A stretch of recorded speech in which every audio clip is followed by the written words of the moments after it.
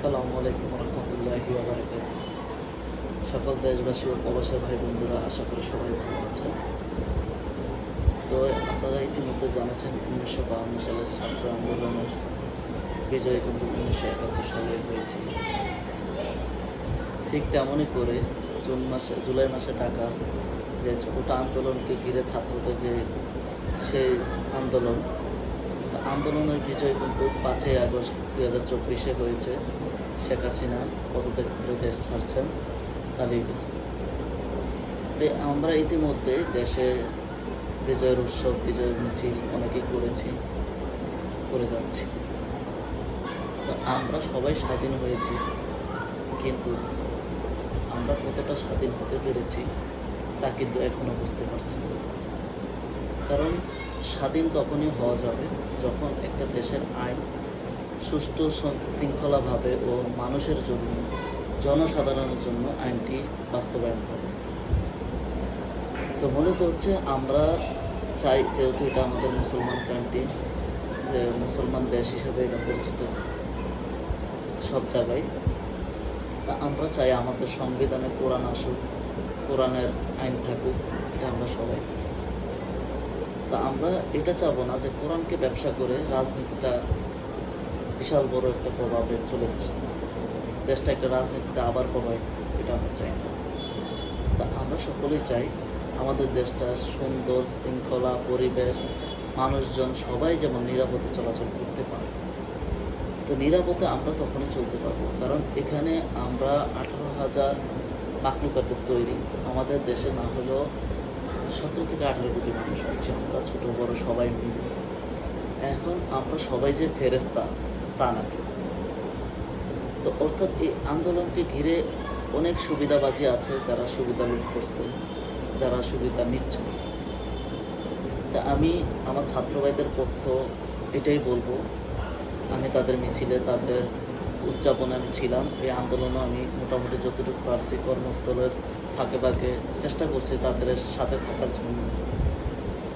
যে আসলে আমরা যে বিজয়টা এনেছি, এই বিজয়টাকে ঘিরে আমাদের আসলে দূর প্রবাসে যারা এই দেশ থেকে পাড়ি জমিয়েছেন, যারা রেমিটেড যুদ্ধ আমরা বলি, আপনারা জানেন ইতিমধ্যে পূর্বে অনেক ঘটনা ঘটেছে আমাদের এয়ারপোর্টে যেমন সর্বস্তরে ঘটনা ঘটেছে, মানুষের লাকিজ কেটে তাদের মূল্যবান জিনিস ও মূল্যবান সম্পদ লুট করে নেওয়া। তা আসলে এখন যে নতুন সরকার গঠন হবে, আমাদের রেমিটেন্স যোদ্ধা প্রবাসী ভাইদের প্রতি কি তাদের নজর থাকবে? তো এটা হলো আমার প্রশ্ন। এই সরকার যে সরকারই গঠন হোক না কেন, আশা করি দেশের জন্য মঙ্গল কামনা বয়ে আনবেন। সর্বস্তরে উপর আল্লাহ একজন আছেন, আমরা বিশ্বাস করি। তো উপর আল্লাহ সব কিছুর বিচার করবে, আমরা তো উসিলা মাত্র। তো দেখেন আমাদের প্রবাসী ভাইরা যারা যুদ্ধ করে দেশের বাইরে রেমিটেন্স বাড়ায় আমাদের দেশটাকে সক্ষম করে তোলার জন্য। তা আমাদের এই যে এয়ারপোর্টে আমাদের দেশের ভাইদের যে হয়রানি, মেডিকেল করতে গেলে যে বিভিন্ন হয়রানি, তারপরে মেডিকেল টেস্টে গেলে বিভিন্ন রকম অজুহাত, তারপর পাসপোর্ট অফিসে গেলে পাসপোর্ট করতে গেলে বিভিন্নভাবে হয়রানি করা হয়। এগুলা কি আসলে আমাদের প্রবাসী ভাইরা শান্তিভাবে রেমিটেন্স পাঠাতে পারবে দেশে, শান্তিভাবে বিদেশ যেতে পারবে কিনা, এয়ারপোর্টে নামলে তাদেরকে ঠিকমতো শ্রদ্ধা করা হবে কিনা, ঠিকমতো তাদেরকে সেবা দেওয়া হবে কিনা, এই বিষয়টা আসলে কতটুকু নিশ্চিত করবেন নতুন সরকারে, সে আমরা তা কিন্তু জানতে চাই, জাতি জানতে চাই, জনতা জানতে চাই। তো যে কথাটা বলতে চাইছিলাম যে আইনের যে বিষয়টা, আসলে এখন ওই যে পূর্বে একটা কথা বলেছিলাম আমরা 18 কোটি মানুষ কিন্তু সবাই কিন্তু ফেরেস্তা থাকবো। তো আমাদের দেশে এখন যদি আইনের ব্যবস্থাটা যদি সম্পূর্ণভাবে নিরাপদভাবে আইনটা চালু না হয়, তাহলে কিন্তু আমাদের দেশে বিভিন্ন ছিনতাই, রাহাজারি, রোডে ছিনতাই করা, রাত্রে কোথাও যাওয়া, এটা নিয়ে আমাদের কিন্তু দুর্ভোগ বেড়ে যাবে। আমরা কোথাও রাত্রে স্বাধীনভাবে হাঁটতে পারবো না, 4-5 জন ঘিরে আমাদেরকে ছিনতাই করার চেষ্টা করবে, মারার চেষ্টা করবে। তো অর্থাৎ এই জিনিসটা মাথায় রেখে আইনটাকে এমনভাবে গড়ে তুলুন যে আইনটা জনসাধারণের কাজে লাগে। একটা পোশাক যখন আমার গায়ে দেওয়া হবে, সংবিধানের পোশাক, এই পোশাকটা পরার সাথে সাথে আমাকে একটা শপথ নিতে হয়। শপথটা এটাই হয় যে আমি দেশের জনগণের সাথে কাজ করব, দেশের সর্বস্তরের মানুষের জন্য কাজ করে। তা আমি এটা বলতে চাই, যারা আইনের পোশাকটা গায়ে দিবেন, অবশ্যই আপনারা যে শপথটা নেন জনগণের জন্য, আপনারা অবশ্যই জনগণের জন্য কাজ করবেন। আপনারা ইতিমধ্যে দেখেছেন পুলিশরাদেরকে জনগণ কীভাবে মেরেছে, জনগণ কীভাবে ক্ষিপ্ত হয়েছিল তাদের প্রতি। আসলে পূর্বের যে ঘটনাটা, রাস্তাঘাটে গাড়ি চালক ভাইদেরকে যে ধরনের হ্যারাসমেন্ট করতেন, মোটরসাইকেল ভাইদেরকে যেভাবে হ্যারাসমেন্ট করতেন তারা, তারপরে হচ্ছে থানায় বিভিন্নভাবে ছাত্রদেরকে যেভাবে হয়রানি করতেন, পকেটে গাঁজা ঢুকিয়ে দিয়ে বিভিন্ন ইয়াবা বিভিন্ন অবৈধ মালামাল ঢুকিয়ে দিয়ে তাদেরকে বিনা কারণে বিভিন্ন রকম জেল জরিমানা করতেন। তো এগুলো থেকে মানুষের ক্ষোভ আসলে অনেক দূর জন্মিয়ে গেছে, যেটা এই 5ই আগস্ট বিজয় দিবসের মাঝে আপনারা সবাই বুঝতে পারলেন। এই আন্দোলনকে ঘিরে যে কীরকম মানুষ ক্ষিপ্ত হলে পুলিশেরকে এভাবে মর্মান্তিক মৃত্যু দেয়। তো আমরা এটা বলতে চাই জনতার থেকে, আমি একজন সাধারণ মানুষ, আমি সাধারণ মানুষ হিসেবে বলতে চাই, যেহেতু আমরা স্বাধীন রাষ্ট্রে বাস করি, আমরা যেমন স্বাধীনভাবে রাত হোক দিন হোক সুন্দরভাবে চলাচল করতে পারি, মেয়ে ছেলে মা বাবা নিয়ে ভাই বোন নিয়ে যেমন সুন্দরভাবে রাস্তায় বের হতে পারি, কারোর চক্ষু লজ্জায় যেমন কারোর শিকার যেমন না হইতে হয়, ছাত্রলীগরা যেভাবে পূর্বে ধর্ষণ মামলা বিভিন্ন রকমভাবে মানুষকে হয়রানি, এরকম যেমন আমাদের দেশে আর না হয়। তা আমরা একটা সরকার চাইলেই যে দেশটাকে সুন্দর করতে পারে তা না, আমরা সাধারণ জনগণ ও সাধারণ মানুষটাই হচ্ছে দেশটাকে সুন্দর করতে পারি। আমরা যদি সরকারকে সাহায্য না করি, সরকার কখনোই একার পক্ষে সম্ভব না দেশটাকে উন্নত করা ও দেশটাকে স্বাধীনভাবে চলাচল করার জন্য। আমি এটা বলবো, শুধু যে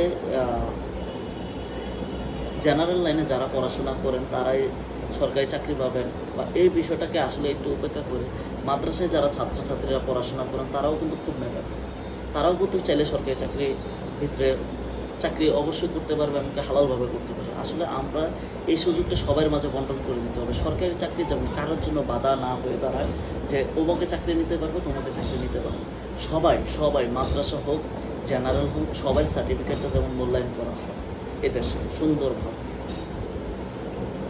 কারণ আমার কোনো ভাই বা আমার ছেলে মেয়ে, আমি একটাকে মাদ্রাসার লাইনে পড়াচ্ছি আর একটাকে জেনারেল লাইনে পড়াচ্ছি, তাই বলে দুটা ছেলে একটা সরকারি চাকরির জন্য অ্যাপ্লাই করতে পারবে আরেকটা পারবে না, এরকম যেমন না হয়। আমাদের সবাইয়ের অধিকার, মানে বাংলাদেশের প্রত্যেকটা নাগরিকের অধিকার সরকারি চাকরিতে যেমন সে অ্যাপ্লাই করতে পারে, চাকরি তার মেধা দিয়ে সে অর্জন করে নেবে, সে চাকরি পাবে না পাবে না। আসলে এখানে বিভিন্ন রকম না করে আমরা চলাচল করার চেষ্টা করবো ইনশাল্লাহ। আর পরবর্তী সরকার ইনশাল্লাহ এই চেষ্টাটাই করে যাবেন আশা করি। আর হচ্ছে যেটা বলতেছিলাম, তো এই যেমন এই ভারসাম্যটা যেমন না থাকে। আর আমরা সাধারণ জনগণ আবারও দেখছেন সবাই একত্র হয়ে কিন্তু অনেক কিছু করা যায়। তো এখন দেশ স্বাধীন হওয়ার পরে আমরা কিন্তু যারা যার মতন সবাই ঘরে কিন্তু চলে যায়, তখন ঘরে যার ফ্যামিলি নিয়ে থাকবো, কেউ কিন্তু একজোট থাকবো। তখন আমার ফ্যামিলিতে যদি আক্রমণ হয়, আমি ছাড়া ট্যাগেল দেওয়ার মতো কেউ হবে না। তাই আমি যখন আমার ঘরে যখন দুর্বৃত্তরা আক্রমণ করবো, তখন কিন্তু আমার জন্য থানা পুলিশ প্রয়োজন। তো থানা পুলিশটাকে আমরা এইভাবে গড়ে তুলতে দেন যেভাবে মানুষের সাহায্য, জনগণের পুলিশ যেমন জনগণের বন্ধু হয়, এই কথাটা যেমন বাস্তবে থাকে। শুধু অনলি সিনেমাতে যেটা ঘটে এটা যেমন না হয়, বাস্তবে যেমন হয় যে পুলিশ জনগণের বন্ধু। পুলিশ কোনো সরকারি দালাল না, সরকারি কোনো চাকর না। পুলিশ জনগণের বেতন খায়, জনগণের টাকায় পুলিশের বেতন হয়, এমনকি জনগণের জন্য সে কাজ করে। এরকমভাবে পুলিশ হন। আর পুলিশ ভাইরা যারা চাকরিতে এখনও আছেন, আমি তাদের উদ্দেশ্যে বলছি, আপনারা এখনও জনগণের প্রতি স্নেহ ভালোবাসা নিয়ে কাজ করেন, দেখবেন জনগণ আপনাদেরকে সঠিক মর্যাদা ও সঠিকভাবে সম্মান করবে। আর আমাদের ট্রাফিক ব্যবস্থাটা আসলে খুব সুন্দর করা যায়, কারণ আমাদের দেশে আসলে রোডঘাট খুব কম। যেমন ঢাকা শহরে চারিদিকে বাড়ি ঘেরা, তার পাশে রোড হচ্ছে ছোট ছোট 2 লেন 3 লেন, এখানে যে ইমার্জেন্সি লেন আসলে রাখা যায় না। তারপরেও আমরা চেষ্টা করব অ্যাম্বুলেন্স, ইমার্জেন্সি লেন্স এগুলোকে একটু সাইড দেওয়ার জন্য। সবাই গাড়ি চালক ভাইরা যারা আছেন সকলেই। আর আমাদের গাড়ি চালক ভাইদের, বাস চালক ভাইদেরকে একটু কথা বলতে চাই, আপনারা যত্রতত্র যেখানে যাত্রী ওঠানামা করবেন না, প্লিজ দয়া করে আপনারা একটু সাইড করেন, একটা যাত্রীকে সাইড করে নেন, আপনাদেরকে কেউ বাধা দেবে না। আপনারা সুন্দরভাবে সাইড করে একটা যাত্রীকে উঠান, বহন করেন, যাত্রীটাকে আবার সুন্দরভাবে নামিয়ে দেন। কারণ এই যে আপনারা যেভাবে যাত্রীকে উঠান, নামান, তারপর যেভাবে বিরক্ত করেন, এভাবে মানুষ আপনাদের প্রতি বিরক্ত হয়ে কিন্তু গালিগালাজ করে। তো আশা করি এগুলো থেকে আপনারা এখন নতুন স্বাধীনতার দেশ পেয়েছেন, আশা করি এখন আপনারা এগুলো থেকে বিরত থাকবেন। এটা হচ্ছে আমাদের গাড়ি চালক ভাইদের উদ্দেশ্যে। আর আমার প্রবাসী ভাইরা আশা করি এখন দেশে সম্পূর্ণভাবে বৈধ পথের এভিডেন্স পাঠাবে আশা করি ইনশাল্লাহ। এটা আমার প্রবাসী ভাইদের প্রতি সালাম ও শ্রদ্ধা। আর সেনাবাহিনী ভাইদের প্রতি তো সবসময় সালাম শ্রদ্ধা থাকে, কারণ তারা দেশের একদম বীর যোদ্ধা হিসাবে বললেই চলে। কারণ আমাদের দেশের একমাত্র সৈনিক কিন্তু তারা, এই সেনাবাহিনী আর বিজেপি। আমাদের বর্ডারকে তো রক্ষা করেন বিজেপিরা, আর দেশকে রক্ষা করেন সেনাবাহিনী। তো আমরা বলবো, ইতিমধ্যে আপনারা দেখেছেন কিনা আমি জানি না, আমাদের এই দেশের আন্দোলনকে ঘিরে আমাদের দেশে কিন্তু আবারও রোহিঙ্গা ঢুকে পড়েছে। এই বিষয়টা কিন্তু সরকারের মাথায় একটু রাখতে হবে। তো যেই সরকারই আসুক না কেন, সরকারের আহত দিন যেমন এইগুলো থাকে। আসলে এভাবে রোহিঙ্গা যদি আমাদের দেশেও প্রবেশ করা শুরু করতে থাকে, আসলে আমাদেরকেও একটু চলাচলে ব্যাঘাত হয়ে যাবে, মুশকিল হয়ে যাবে আমাদের চলতে। তো আমি সেটাই বলতে চাই, আমাদের দেশ যেহেতু মুসলিম কান্ট্রি হিসাবে আমাদের মুসলমান ভাইদেরকে সবাইকে, হুজুর, আলেম ওলামা যারা আছেন সবাইকে সরকার যেমন সুন্দরভাবে পরিচালনা করে ও সুন্দরভাবে চলাচলের একটা স্বাধীনতা দেয়। সে হুজুর বলে, সে আলেম বলে তাকে মূল্যায়ন করা হবে না, এটা যেমন না হয়। আমরা সবাই সর্বস্তরে সবাইকে সম্মান করব। আর আমরা যারা সরকারি কর্মচারী কর্মকর্তা যারা আছে, আমরা সবাই কিন্তু সাধারণ মানুষের জন্য। আসলে আজকে সরকারি কর্মকর্তা কে হচ্ছে? একজন সাধারণ মানুষও কিন্তু সরকারি কর্মকর্তা হচ্ছে, একজন সাধারণ মানুষও কিন্তু পুলিশ হচ্ছে। আমাদের দেশের মানুষই কিন্তু বিভিন্ন কাজে যাচ্ছেন। আমি হয়তো গাড়ি চালক হচ্ছি, আমি কিন্তু এই বাংলাদেশেরই মানুষ। ধরার বাংলাদেশের আরেকটা মানুষই হয়তো পুলিশে ঢুকছে, সেও কিন্তু বাংলাদেশের মানুষ। তাইলে আপনি দেশকে ভালোবাসুন, দেশকে ভালোবেসে আপনি দেশেই থাকুন, দেশের মানুষকে ভালোবাসুন। দেশের মানুষ যেমন দেখলে আপনাকে সেলিউট করতে জানে যে সে দেশের জন্য জীবন দিয়েছে, দেশের জন্য যুদ্ধ করেছে। পুলিশের প্রতি যেমন মানুষের ঘৃণা না জন্মায়, আইনশৃঙ্খলা বাহিনীর প্রতি মানুষের যখন ঘৃণা না জন্মায়, আপনারা এমনভাবে কাজ করুন, আপনারা দেশের প্রতি কাজ করুন, জনগণের প্রতি কাজ করুন। আর আমার আরেকটি কথা, এই আন্দোলনকে ঘিরে আমার যে শহীদ ভাইরা আসলে রক্ত দিয়ে শহীদ হয়েছেন, আমি আশা করব এই সরকার জাতীয়ভাবে সবাইকে শ্রদ্ধা করবেন এবং সবাইকে, যেটা বলতেছিলাম, আমাদের এই আন্দোলনকে ঘিরে আমাদের যে অনেক শহীদ ভাইরা, আবু সাইদ, মুগ্ধ, নাম না জানা আরও অনেক ছোটো ছোটো বাবুরাও শহীদ হয়েছেন। আমি আশা করব সরকার তাদের পরিবারকে ডেকে এনে তাদেরকে স্নেহ ও শ্রদ্ধা ও তাদেরকে যে সম্মানটা দেওয়া উচিত, এই সম্মানটা যেমন দেওয়া হয়। আর বিশেষ করে তাদেরকে রাষ্ট্রীয়ভাবে যেমন মর্যাদা দেওয়া হয় যারা শহীদ হয়েছেন। আমি সরকারের প্রতি এই শ্রদ্ধা নিবেদন করছি, আশা করছি সরকার এটা করবে। আর আমি হয়তো আবার একটা কথা বলবেন, আমি হয়তো অনেক কথাবার্তা হয়তো ভুল হবে, সবাই আমাকে ক্ষমা দৃষ্টিতে দেখবেন। আর যদি কোথাও মিনিং ভুল হয়ে থাকে অবশ্যই আমাকে সংশোধন করার উৎসাহিত করবেন। তো আমি যেটা বলতেছিলাম, তো আমরা দেশের সর্বস্তরের মানুষ কিন্তু সমান। আল্লাহ পাক কিন্তু মানুষ সৃষ্টি করেছেন, মানুষকে সবচেয়ে বড় মূল্যায়ন সম্পদ হিসাবে সৃষ্টি করেছেন। আমরা মানুষ সৃষ্টির জগতে সেরা, তাইলে আমরা মানুষ যেহেতু সৃষ্টির জগতে সেরা, আমরা সবাই আমাদের বিবেকটা দিয়ে কাজ করব, আবেগ দিয়ে না। তো আমি বলবো, এই যে দেশের চাঁদাবাদী, দুর্নীতি, এগুলো বন্ধ করবে। এগুলো করে কী লাভ? কোনো লাভ নেই ভাই। আর আমি দেশের এমপি মন্ত্রী ভাইদেরকে বলবো, আপনারা দেশকে এত ভালোবাসেন, এত ভালোবাসেন যে দেশের জন্য জীবন দিতে চান না। আপনারা দেশের বাইরে বাড়ি ঘর করেন, দেশের বাইরে আপনারা টাকা বাঁচান কেন ভাই? আপনারা দেশকে ভালোবাসেন, এত কথা বলেন যে দেশের জন্য আপনারা জীবন দিতে রাজি, দেশের জন্য সব করতে রাজি, তাহলে আপনারা কেন দেশের বাইরে, আপনাদের কেন বাড়ি থাকতে হবে বলেন আমাকে? কেন আপনাদের দেশের বাইরে বাড়ি থাকতে হবে? আপনি এই দেশকে ভালোবাসেন, এই দেশে আপনি বাড়ি করেন, এখানে সুন্দর বাড়ি করেন, এখানে জনগণ আপনাকে, এই যে বাড়িটা আজকে যে বাড়ি করে হামলা হয়েছে, এই বাড়িটা যদি আজকে দেশের জন্য, আপনি দেশের মানুষের জন্য করতেন, দেশের মানুষকে ভালোবেসে করতেন, যে আমি দেশের নাগরিক, আমার দেশে আমি বাড়ি করছি, এই দেশের জনগণ আপনার বাড়িটাকে রক্ষা করতে আমি মনে করি। তা আমি পরবর্তীতে যারা এমপি মন্ত্রী হবেন, আশা করি তারা দেশের বাইরে বাড়ি করবেন। দেশের টাকা বাইরে পাচার করবেন না। আপনারা বরঞ্চ দেশের থেকে বিদেশের টাকা বাংলাদেশে আনুন, বাংলাদেশকে উন্নত করুন। আর বিশেষ করে এই যে আমি বাংলাদেশের 64 জেলার থেকে একটি জেলা বাদে 64টা জেলায় আমার পাও পড়েছে আল্লাহর রহমতে, আপনাদের দোয়ায়। তা আমি বলবো আমাদের দেশের যে একটা উন্নয়ন অগ্রযাত্রা ছিল, যেভাবে হোক চুরি ডাকাইতি করে একটা উন্নয়ন কিন্তু আমাদের দেশে আছে। এই যে এখন কুমিল্লা যেতে সর্বোচ্চ 1.5 ঘন্টা সময় লাগে, তারপর সাতক্ষীরা যেতে তেমন, সাতক্ষীরা সর্বোচ্চ 3 ঘন্টা এখন যাওয়া যায়, বরিশালও যাওয়া যায়, কুয়াকাটাতেও যাওয়া যায়, বিভিন্ন অঞ্চলে এখন যাতায়াত কিন্তু খুব সুন্দর হয়ে গেছে। তা আমি বলবো পরবর্তী সরকার যেমন এগুলাকে চলমান রাখেন এবং কি মানুষের জানমালের হেফাজত করেন। আর ট্রাফিক আইনটা খুব নির্ভুলভাবে খুব সুন্দরভাবে যেমন করা, আর এই যে মামলা মোকদ্দমা ট্রাফিক রুলস এগুলোকে একটু যদি পরিবর্তন করে সরকার, খুব মানুষজন এখন খুব শান্তি পাবেন। এই যে ধরলে 25,000 20,000 টাকার মামলা, 5,000 টাকার মামলা, এগুলো বন্ধ করে দেন। এগুলো বন্ধ করে একটা আইনের আওতায় আনেন। মানুষ যেমন আইনটাকে শ্রদ্ধা করে, আইনটাকে মেনে চলে। সাধারণ মানুষ কিন্তু যে আইন ভঙ্গ করেন তা না, সাধারণ মানুষ আইনকে মানতে পছন্দ করেন যদি আইনের মতন চলে। আমরা দেখেন একই মানুষ ক্যান্টনমেন্টের ভিতরে গেলে আইনটাকে শ্রদ্ধা করি, ক্যান্টনমেন্টের বাইরে আসলে আইনটাকে শ্রদ্ধা করি। কেন ভাই? আমরা ক্যান্টনমেন্টে ঢুকলে আইনটাকে শ্রদ্ধা করতেছি, ক্যান্টনমেন্টের বাইরে আসলে আমরা আইনটাকে, কারণ বাহিরে আইনটা ওইভাবে প্রচলিত না, মানুষের জন্য না, এই জন্য আইনটাকে আমরা শ্রদ্ধা করি। আমরা শ্রদ্ধা করি ক্যান্টনমেন্টের ভিতরে, কারণ ক্যান্টনমেন্ট আইনের মতো চলতেছে, এই জন্য আমরা শ্রদ্ধা করি। তাই আমি সর্বস্তরের জনগণের মানুষকেও বলবো, আপনারাও আইন মেনে চলুন, ফুটওভার ব্রিজ ব্যবহার করবেন, যত্রতত্র রাস্তা পার হবেন না। আর ফোনে কথা বলতে তো অবশ্যই রাস্তা পার হবেন না, কারণ একটি গাড়ি যে কোনো টাইমে ব্রেক ফেল হতে পারে, এই গাড়িটা মুহূর্তের ভিতরে দাঁড় করানো সম্ভব না। তাই আপনার হাত তুলে এভাবে রাস্তা পার হয়ে যাবেন, এটা কিন্তু একটা মানুষের কাজ না। তখন গাড়িওয়ালার ড্রাইভার ভাইয়ের দোষ হয়। আসলে একটা ড্রাইভার ভাই কিন্তু তার জীবনের চেয়েও যাত্রীদের এবং পথচারীদের কথা চিন্তা করে।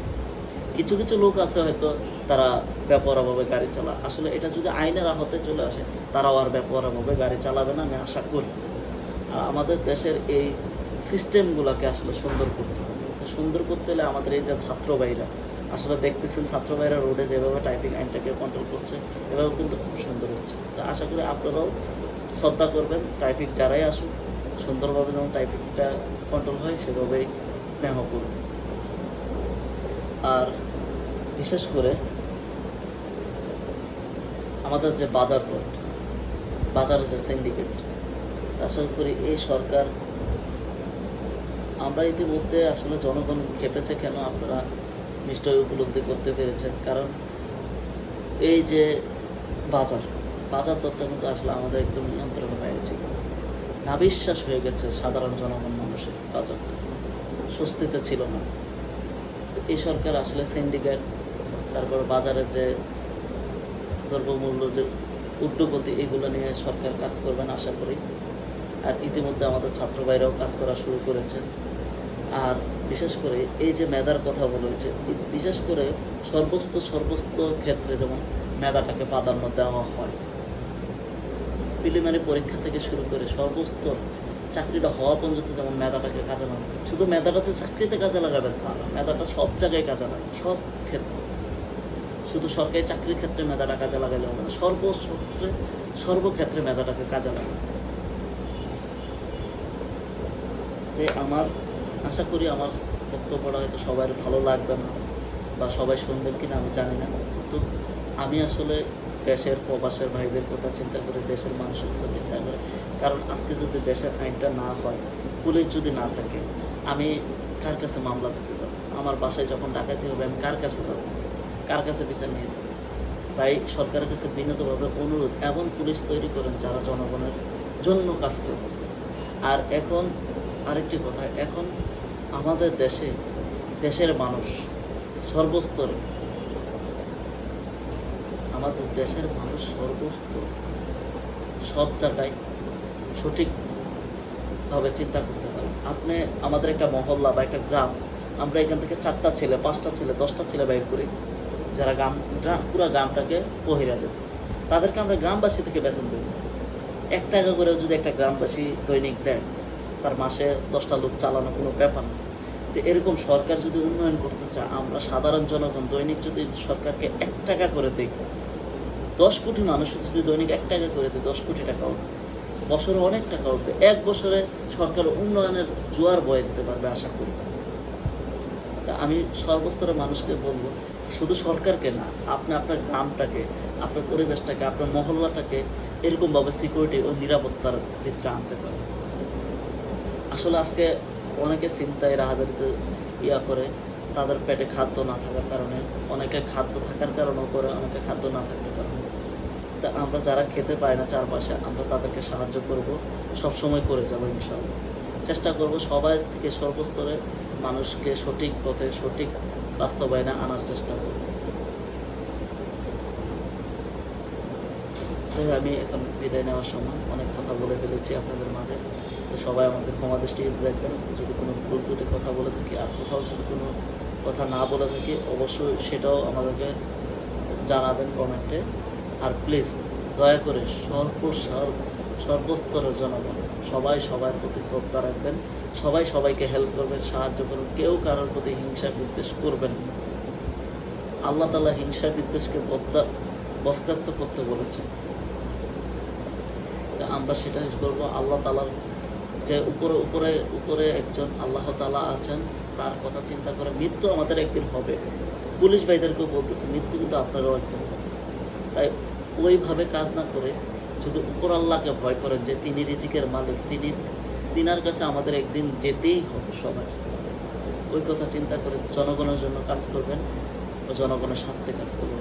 এয়ারপোর্টে ভাইয়েরা যারা সিকিউরিটি হিসাবে কাজ করবেন অবশ্যই প্রবাসী ভাইদেরকে ওইরকম শ্রদ্ধা করবেন। প্রবাসী ভাইরাও দেশে নেমে আপনাদেরকে ওইভাবে শ্রদ্ধা করবেন, ওইভাবে সেলুট জানাবেন। তা আমি সরকারকে বারবার বলবো আমাদের প্রবাসী ভাইদের প্রতি খুব আন্তরিকভাবে একটু দেখার জন্য, তাদেরকে সঠিক সম্মানটা দেওয়া হয়, রেমিটেন্স যোদ্ধাদেরকে। আর আমাদের যে সিস্টেমটাকে যেমন বাতিল করে নতুন একটি সিস্টেমে আনা যায়, সরকারের কাছে এটাই আমার বিনীত অনুরোধ থাকবে। আর আমাদের যে টাকার মোবাইলে যে টাকা ভরে, এমবি ভরে, এই মেয়াদ সিস্টেমটাকে সরকার একটু যদি বন্ধ করে দেন, সবাইয়ের অনুরোধ, এটা শুধু আমার একার না, সবাইয়ের অনুরোধ। আমার টাকার কোনো মেয়াদ থাকতে পারবে না, আমার দেশের টাকার কোনো মেয়াদ থাকতে পারবে না, কারণ সরকারই আমার টাকার কোনো মেয়াদ দেয়।